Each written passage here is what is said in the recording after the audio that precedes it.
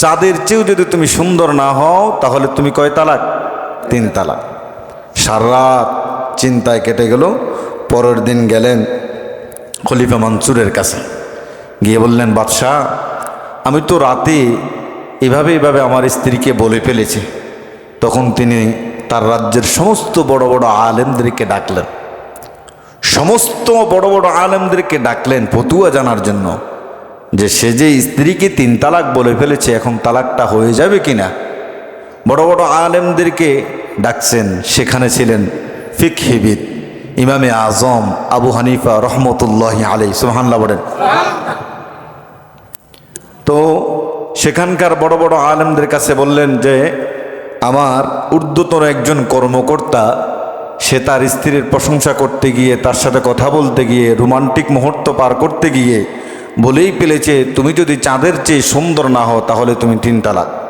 এখন আপনারা এটা ফতুয়া দেন। সমস্ত বড় বড় আলেমরা ফতুয়া দিলেন যে সে যেহেতু জবান দিয়ে বের করে ফেলেছে, সে তার তালাক চাঁদের চেয়ে সুন্দর না হলে অটোমেটিকলি সে তালাক হয়ে গেছে। নাউজুবিল্লাহ পড়েন। সেখানে উপস্থিত ছিলেন ইমামে আজম আবু হানিফা রহমতুল্লাহি আলাইহি। নতুন বছরকে আলিঙ্গন করা। বৈশাখ মাসের প্রথম দিন সূর্য উদিত হওয়ার পরে দেখবেন আমাদের এই বাংলাদেশের ছায়ানটের কিছু শিল্পী রয়েছে, তারা বসে থেকে যখন সূর্য উদিত হয়, সূর্য উদিত হওয়ার পরপরেই রবীন্দ্রসঙ্গীত দিয়ে তারা শুরু করে, এসো হে বৈশাখ এসো এসো। এই শিল্পীগুলা এই গান দিয়ে তারা বৈশাখ শুরু করে নেয়। অনেকে মনে করেন যে মঙ্গল শোভাযাত্রার মাধ্যমে কল্যাণ রয়েছে, ওই দিন সূর্য উদিত হওয়ার মাধ্যমে কল্যাণ রয়েছে।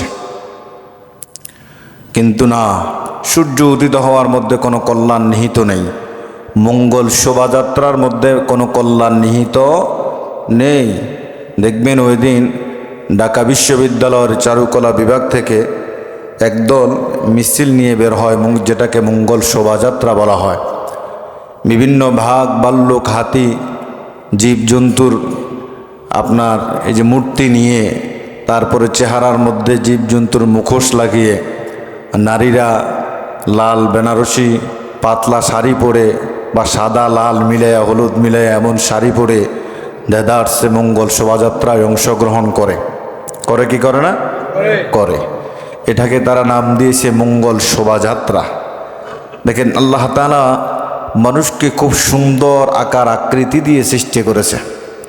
কি সুন্দর আল্লাহ তাআলা নাক দিয়েছেন আমাদেরকে গ্রাণ নেওয়ার জন্য।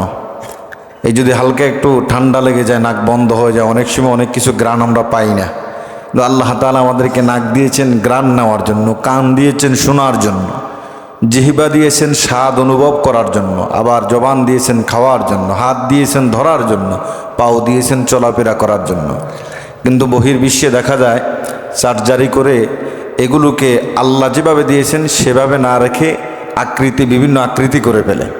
দেখবেন জিহ্বাকে মাঝখান দিয়ে কেটে 2 ভাগ করে ফেলে, আছে না নাই? আছে। জিহ্বাকে মাঝখান দিয়ে কেটে 2 ভাগ করে ফেলে, কান কেটে সমান করে ফেলে, চোখের এই কালো দাগগুলো সাদা করে ফেলে, নাকটাকে কেটে সার্জারি করে একবার চিকন করে ফেলে। আল্লাহ যে সৌন্দর্য দিয়েছে এটাকে বিকৃতি করে ফেলে। তখন তাকে দেখতে মানুষ রূপে দেখা যায় না, হিংস্র জানোয়ারের মতো দেখা যায়, হিংস্র জানোয়ারের মতো দেখা যায়। তখন তাকে দেখেই সাধারণ মানুষ এমনিতেই ভয় পেয়ে যায়। আমরা সাধারণভাবে দেখি আল্লাহ তাআলা আমাদেরকে একটা জিহ্বা দিয়েছেন, বাহির করলে মাঝখান দিয়ে কোনো কাটা ছিঁড়া নাই, কি সুন্দর। কিন্তু এটাকে মাঝখান দিয়ে কেটে একেবারে 2 ভাগ করে ফেলে। নাউজুবিল্লাহ বলবেন না? অথচ আল্লাহ তাআলা কোরআনুল কারীমে বলছেন, লাকাদ খলাকনাল ইনসানা ফি আহসানি তাকওয়িম। আমি আল্লাহ মানুষকে সৃষ্টি করেছি খুব সুন্দর আকৃতি দিয়ে, খুব সুন্দর আকৃতি দিয়ে আমি আল্লাহ মানুষকে সৃষ্টি করেছি। আপনাদেরকে একটা গল্প শোনাই বয়ানের শুরুতে। সেটা হলো তাফসিরে কুরতুবিতে এসেছে আয়াতের ব্যাখ্যায়। খলিফা মনসুরের ঊর্ধ্বতন একজন কর্মকর্তা ছিলেন, নাম ছিলেন ঈসা ইবনে মূসা। নাম কি ছিলেন? ঈসা ইবনে মূসা। তিনি কোনো এক চাঁদনি রাতে স্ত্রীর সাথে বসে বসে গল্প করতেছিলেন। তো বসে বসে যখন গল্প করতেছিলেন তখন স্ত্রীকে বললেন, তুমি যদি চাঁদের চেয়েও সুন্দর না হও তাহলে তোমাকে আমি 3 তালাক দেব। নাউজুবিল্লাহ পড়েন। কি বলল? তুমি যদি চাঁদের চেয়েও সুন্দর না হও তাহলে তোমাকে আমি কয় তালাক দেব? 3 তালাক দেব। বলার সময় কিন্তু বলে ফেলেছেন। এখন একটু পরেই তার মাথার মধ্যে চিন্তা চলে এসেছে, হায় হায় কি বললাম, কি করলাম, কি হয়ে গেল। সারা রাত আর ঘুম আসে নাই। এমন অনেক সময় হয় স্বামী স্ত্রী ঝগড়া লেগে তালাক পর্যন্ত চলে যায়, যায় না? যায়। কিন্তু পরবর্তীতে সে চিন্তা করে, হায় হায় কি করলাম, কি হয়ে গেল, কি থেকে কি হয়ে গেল।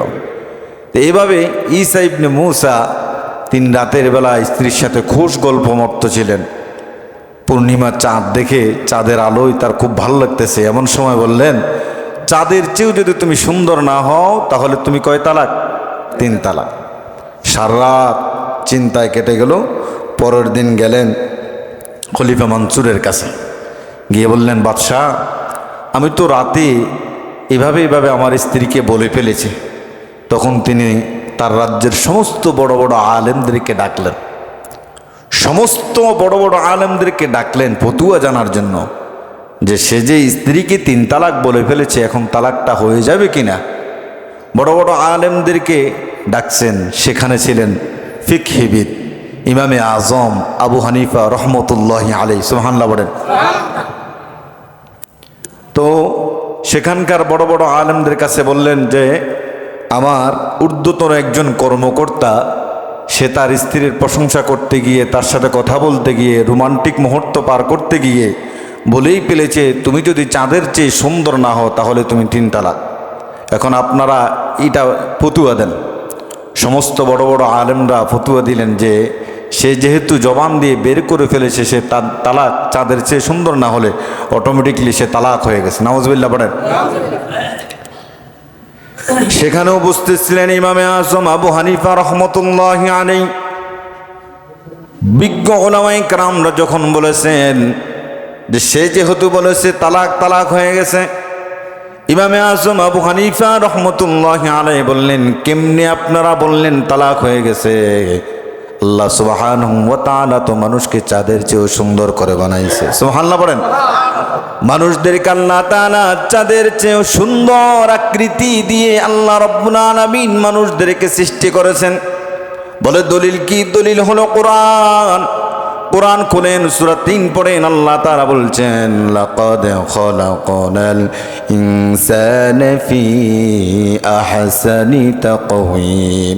আমি আল্লাহ রাব্বুল আলামিন মানুষকে সৃষ্টি করেছি সুন্দর আকার আকৃতি দিয়ে।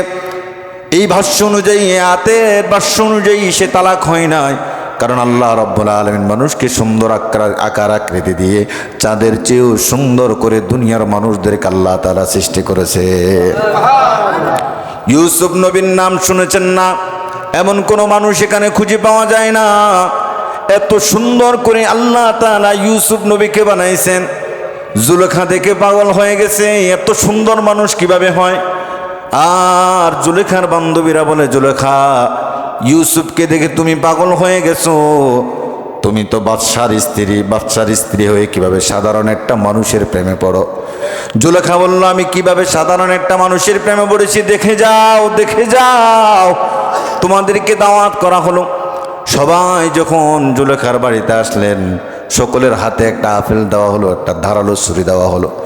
আমি যখন ইউসুফকে সামনে নিয়ে আসবো তখনই তোমরা আপেলটা কাটবা, তার আগে কাটতে পারবা? ইউসুফকে যখন সামনে নিয়ে আসা হলো, ইউসুফকে যখন সামনে নিয়ে আসা হলো, সবাই এক পলকে ইউসুফের দিকে তাকায় আছেন। সুবহানাল্লাহ, চোখ সরায় না। এত সুন্দর আল্লাহ রব্বুল আলামিন মানুষকে বানাতে পারেন। এত সুন্দর করে আল্লাহ রব্বুল আলামিন মানুষকে বানাইলেন। আর আমার দেশের সোনার মানুষ মঙ্গল শোভাযাত্রা পালন করে, চেহারার মধ্যে বিভিন্ন স্টিকার লাগায়, চেহারার মধ্যে আলগা মুখোশ লাগায়, চেহারার মধ্যে মুখোশ লাগায়। মনে হয় তার চেহারা দেখতে ভালো না, এই জন্য আলগা স্টিকার লাগায়, মুখোশ লাগায়। আল্লাহ বলেন, আমি মানুষকে সৃষ্টি করেছি খুব সুন্দর করে, খুব সুন্দর করে মানুষকে আমি সৃষ্টি করেছি। ইউসুফ আলাইহিস সালাম, ইউসুফ নবীকে যখন সামনে আনা হলো, এবার জুলেখা বললেন, সই বান্ধবীরা তোমরা তোমাদের আপেল কাটতে থাকো। জুলেখা যখন এই কথা বললেন, সবাই তো তাকায় আছেন ইউসুফ নবীর দিকে।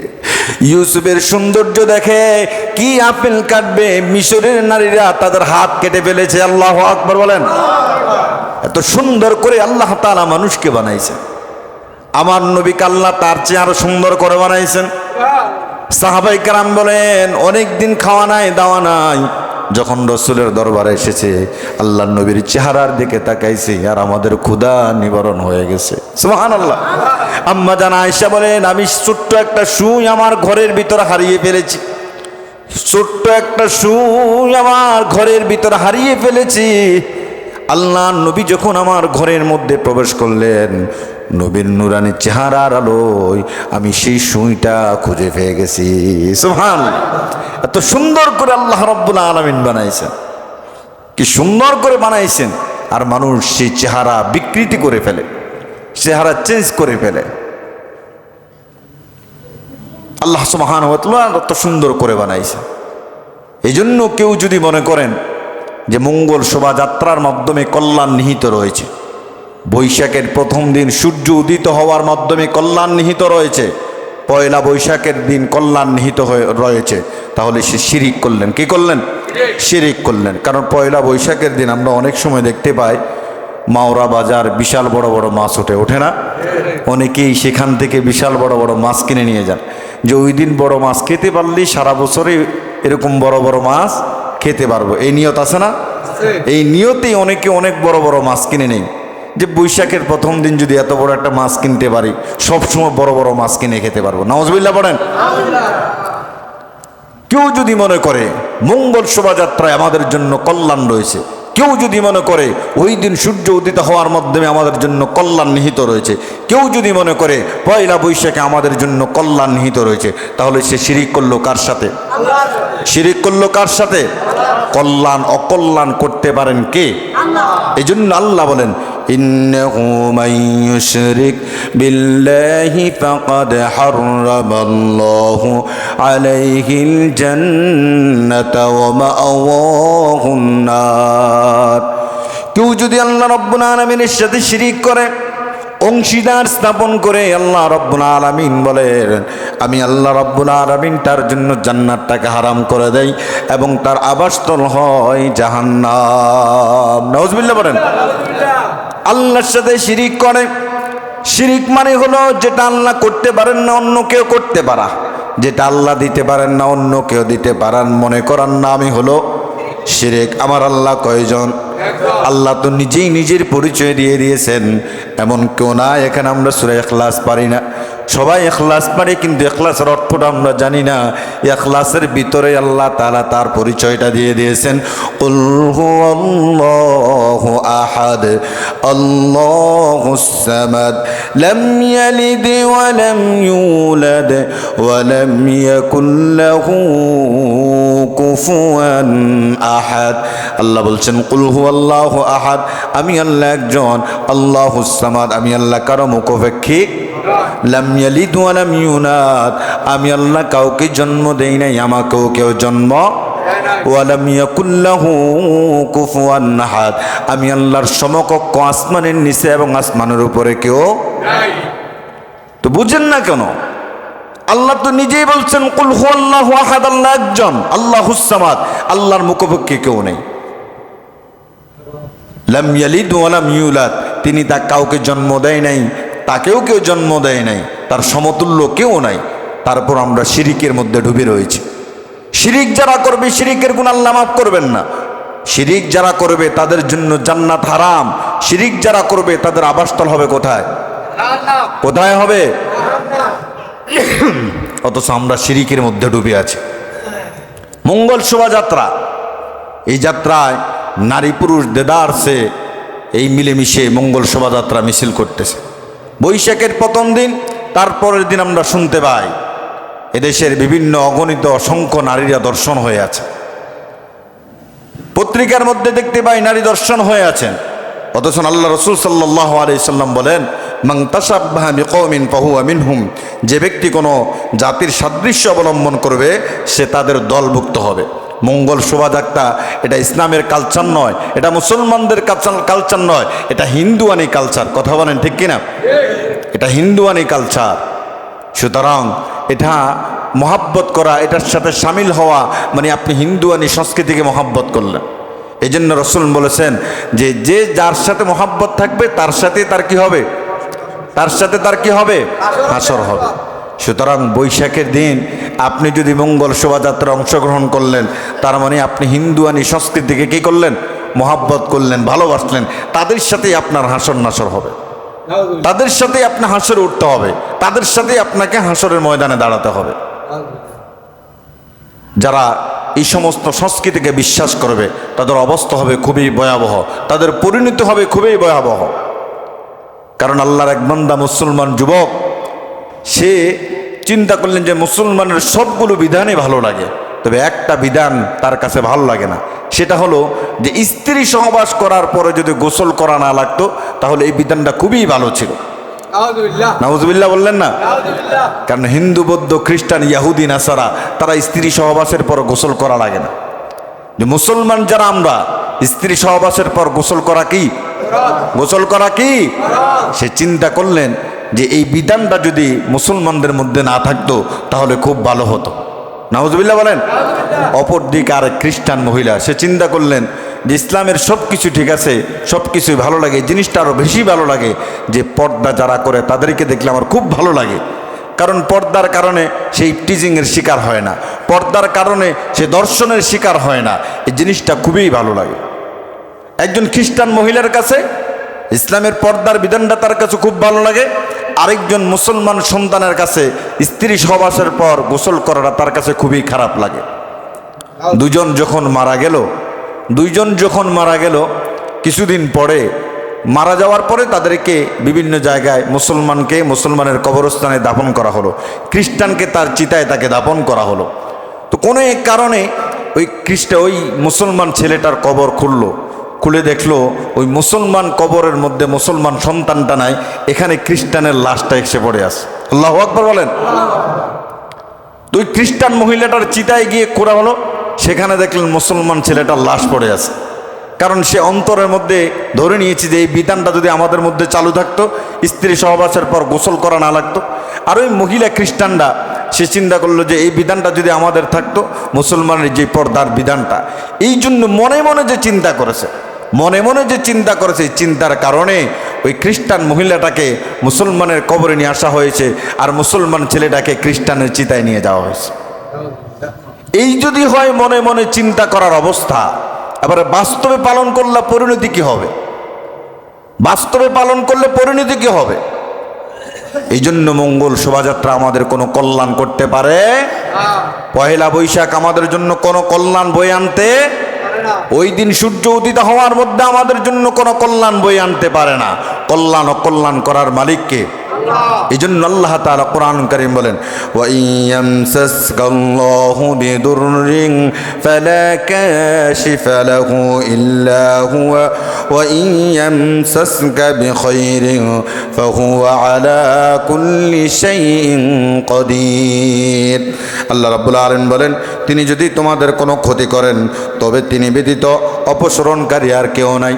আল্লাহ তাআলা যদি কোনো মানুষের ক্ষতি করেন, তিনি ব্যতীত কেউ অপসারণ করতে পারবেন। তিনি যদি কারো মঙ্গল কামনা করেন, মনে রাখবেন আল্লাহ রব্বুল আলামিন সবচেয়ে ক্ষমতাবান। ঠিক কিনা? ক্ষমতা মালিককে।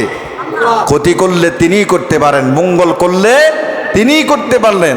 এই জন্য আল্লাহ রাসূল সাল্লাল্লাহু আলাইহি ওয়াসাল্লামকে ইঙ্গিত করে আল্লাহ রাব্বুল আলামিন বলেন, কুল্লা আমলিকু লিনাফসি নাফআন ওয়ালা দাররান ইল্লা মা শা আল্লাহ। রাসূল, আপনি জানায় দেন যে আমি রাসূল আমার নিজের কল্যাণ অকল্যাণ কিছুই করতে পারি না, তবে যতটুকুন আল্লাহ আমার প্রতি চান। আমি নিজের জন্য কল্যাণ অকল্যাণ করতে পারি না, তোমাদের জন্য কোনো কল্যাণ কোনো ক্ষতি আমি করতে পারি না, এবং তোমাদেরকেও আমি সঠিক পথে আনতে পারি না যদি আল্লাহ না চান। যদি কে না চান? আল্লাহ না চান। হজরে আসওয়াদ, এই কালো পাথর, হাজী সাহেব যারা যান তারা চুমু দেওয়ার খুব চেষ্টা করেন। খুব দামি একটি পাথর, জান্নাতি পাথর। এই পাথরটা ছিল একেবারে দবদবে সাদা। এ পাথরটা কালো হলো কেমনে? এ পাথরটা কালো হলো এই যে হাজী সাহেবরা চুমু দেন, হাজী সাহেবরা যে চুমু দেন তাদের গুণাগুলো টেনে নিতে নিতে পাথরটা কালো হয়ে গেছে। সুবহানাল্লাহ বলেন। ওমর রাদিয়াল্লাহু তাআলা আনহু এই পাথরটার মধ্যে চুমু দেবেন। ওমর বললেন, পাথর রে, আমি তোমারে চুমু দিতাম না। নবী মুহাম্মদুর রাসূলুল্লাহ সাল্লাল্লাহু আলাইহি ওয়াসাল্লাম চুমু দিয়েছেন, এই জন্য আমি তোমাকে চুমু দিলাম। কারণ তুমি মানুষের কল্যাণ করতে পারো না, কল্যাণ করতে পারো না, তুমি মানুষের লাভ লস কোনো কিছুই করতে পারো না। রাসূল চুমু দিয়েছেন বিদায় আমি তোমাকে চুমু দিয়েছি। যদি একটা জান্নাতি পাথর জান্নাত থেকে এসেছে, এই পাথরটা যদি মানুষের কোনো ক্ষতিও করতে পারে না, কোনো মঙ্গলও করতে পারে না, তাহলে এটাই যে জান্নাতি পাথরের যদি অবস্থা হয়, তাহলে মঙ্গল শোভাযাত্রা আমার আপনার কি লাভ কি ক্ষতি করবে? কি লাভ আর কি ক্ষতি করবে? পহেলা বৈশাখ বড় মাছ খাইলে যে সারা বছর বড় মাছ খাইতে পারবো, এটার কোনো গ্যারান্টি আছে? এটার কোনো গ্যারান্টি আছে? তারপরে আমরা আরেকটা দিন বাইর করছি যে শনিবার এটা অশুভ দিন, মঙ্গলবার এটা অশুভ দিন, আছে না নাই? এটা হিন্দুয়ানি সংস্কৃতি, হিন্দুদের কালচার। এটা দিন সবগুলো কার? দিন সবগুলো কার? শনিবার যে আল্লাহ সৃষ্টি করেছেন দিয়েছেন, রবিবারও তো সে আল্লাহ দিয়েছেন। তাহলে শনিবারে অমঙ্গল হয়, মঙ্গলবারে অমঙ্গল হয়, এগুলো তো হিন্দুদের সংস্কৃতি, এগুলো তো হিন্দুদের সংস্কৃতি, হিন্দুদের কালচার থেকে এগুলো এসেছে। সারা দিনের মধ্যে তবে একটি সময় আছে, যে সময়টা খুব মূল্যবান একটি সময়। এই সময়টা কখন? রাসূল বলেন রাতের শেষ অংশে আল্লাহ রাব্বুল আলামিন প্রথম আসমানে এসে বান্দাদেরকে ডাকেন। ওই সময় যদি আল্লাহকে ডেকে বান্দা আল্লাহকে নিজের করে নিতে পারো, তখনই তুমি দুনিয়াতে এবং আখিরাতে লাভবান। সুবহানাল্লাহ। আবার সারা বছরের মধ্যে 365 দিনের মধ্যে একটি রাত সবচাইতে দামি, সেটি হলো লাইলাতুল কদরি খায়রুম মিন আলফি শাহর। যে রাতটিকে আল্লাহ রাসূল সাল্লাল্লাহু আলাইহি সাল্লাম এবং আল্লাহ রাব্বুল আলামিন হাজার মাসের চেয়ে উত্তম বলেছেন। আর আমরা সেই মঙ্গলবার শনিবার অশুভনীয় ধরে নিয়েছি। আল্লাহ মাফ করুক, সকলে পড়ি আমিন। সম্মানিত মুসল্লিয়ানে কেরাম, আল্লাহ রাসূল সাল্লাল্লাহু আলাইহি সাল্লাম ইবনে আব্বাস রাদিয়াল্লাহু তাআলা আনহুকে বললেন যে শোনো, পৃথিবীর সব মানুষ যদি তোমার ক্ষতি করতে চায় ততটুকুন করতে পারবে যতটুকুন আল্লাহ চায়। পৃথিবীর সমস্ত মানুষ যদি তোমার মঙ্গল কামনা করতে চায় ততটুকুন পারবে যতটুকুন আল্লাহ চায়। সব মানুষ মিলে যদি তোমার ক্ষতি করতে চেষ্টা করে, আল্লাহ যদি তোমার ক্ষতি করতে না চায়, কেউ তোমার ক্ষতি করতে পারবে? গোসাইপুরের সব মানুষ মিলে একজন মানুষের ক্ষতি করতে চায়, আল্লাহ বললেন আমি আমার বান্দার ক্ষতি হতে দিব না। আপনারা পারবেন ক্ষতি করতে?